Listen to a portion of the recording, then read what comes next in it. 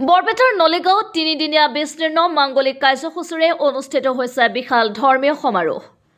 বৰপেটা জিলাৰ নলিগাঁৱত 11, 12 আৰু 13 জানুৱাৰী তিনিদিনীয়া বিস্তীৰ্ণ মাংগলিক কাৰ্যসূচীৰে অনুষ্ঠিত হৈছে এক ঐতিহাসিক ধৰ্মীয় সমাৰোহ।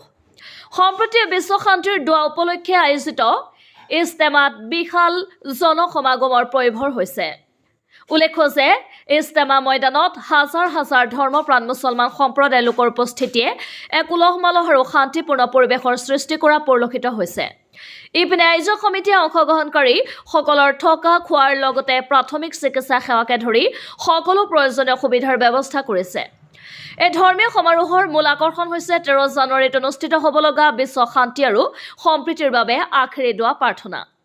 ইজতেমাই সামাজিক সম্প্ৰীতি আৰু ধৰ্মীয় সহাৱস্থানৰ এক উজ্জ্বল নিদৰ্শন হিচাপে দাঙি ধৰিছে।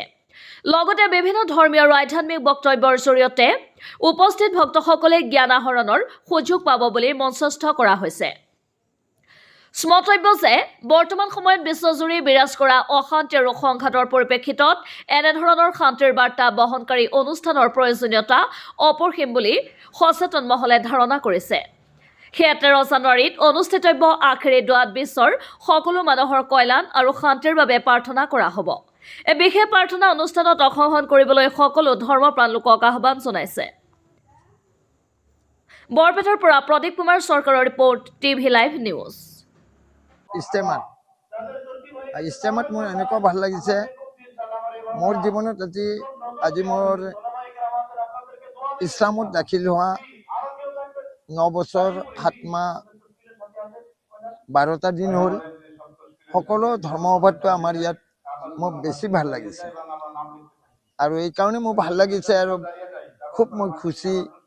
আল্লাহু ৰব্বুল আলম বোধহয় এই ইজতেমাখন কবুল কৰিছে, কিয়নো ইয়াত চৈতানৰ হৰকত দেখা নাপায়। চৈতানৰ কাৰণে মই ক'ব গৈছে দোকান বজাৰ কোনো ইয়াত মানে প্ৰভাৱ নাই আৰু মানুহবিলাকৰ আমাৰ ৰাইজৰ ইমান মিলা-প্ৰীতি আৰু ইমান ডিচিপ্লিন, সেইকাৰণে মই অত্যন্ত খুচি হৈছোঁ।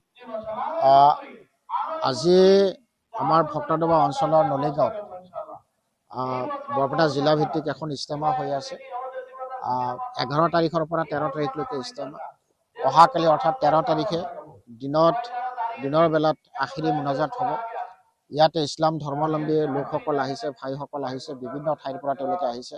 অতি ভাল লাগিছে যে ইয়াতে কোনো ধৰণৰ কোনেও একো কাম ক'বলৈ নালাগে। সুন্দৰভাৱে যাৰ সন্মুখত যি পৰিছে কামখিনি কৰি আছে আৰু এটা পৰিপাটিকে ইয়াতে ধুনীয়াকে সুন্দৰভাৱে ইয়াতে কামখিনি হৈ আছে। আৰু যিসকল আমাৰ উলেমা আহিছে তেওঁলোকে তেওঁলোকৰ বক্তব্য ৰাখি আছে।